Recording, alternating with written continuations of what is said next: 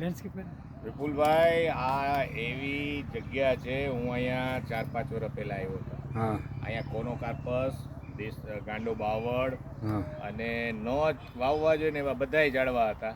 હા પછી બેન આપણા સુધાબેન પાંડે અહીંયા હેડ ઓફિસર તરીકે નિમાણા આઈપીએસ છે બેન, અને હા. આપણે બચાવની એમની ખબર છે. આજે આપણે અહીંયા આવ્યા છીએ હા રાજકોટના એસઆરપી કેમ્પમાં. તો એમણે આવા 32 નાના પેચમાં ડેન્સ ફોરેસ્ટ કર્યા છે. હા ડેટિંગે કર્યું છે.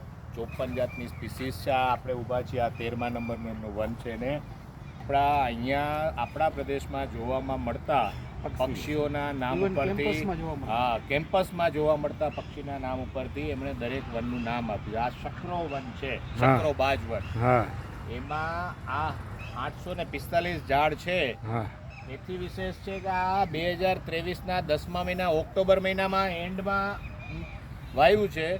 આ 2 વર્ષ નથી અને આ થઈ ગયું આ તમારું 20 ફૂટનું હા 1.5 વર્ષની અંદર. બરોબર છે. હા. એટલે જે બધાય જે વિચારતા હોય આ એગ્રો ફોરેસ્ટ્રી દરેક હા. ફાર્મને ખેરીમાં કરે તો આ જે આ 105 વર્ષે જે આ રાજકોટમાં લૂ આવી હમણાં 2-4 દી પહેલા હીટ વેવ હતા, અડધા હા બહાર નીકળવાની મનાઈ કરી દીધી ને હજી આવનારા સમયમાં વધી શકે. દરિયાનું પાણી 200 ફૂટ સુધીની ઊંચાઈમાં વધી શકે એવી જે બધી વાતો કરે છે સાયન્ટિસ્ટો, જે સાચી છે.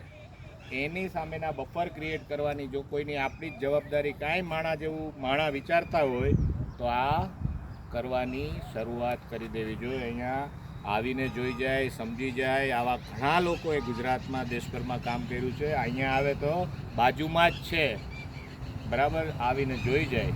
આ ઓફિસરો છે એ દેખાડવા બધું એસઆરપી કેમ્પ વાળા સમજાવવા બધા. માટે, એસઆરપી કેમ્પસ કંટેશ્વર. હા, રેડી જ છે. આ બધા જવાનોને પણ આ મહેનત છે. હા. એ બધા બધાને, આ ટીમને, બહુ આખી ટીમને. પોઝિટિવ મહેનત છે. હા એક સામે સિરીઝનું ઝાડ ખૂબ જ મોટું છે, ઘણા બધા વર્ષો પીળો જૂનું છે. પીળો કેવું સિરીઝ છે? છે. કાળો હા. સિરીઝ આવડો થાય, પીળો થાય, જો હા. ઓછા જોવા મળે આવડા. બરાબર. ચાલો.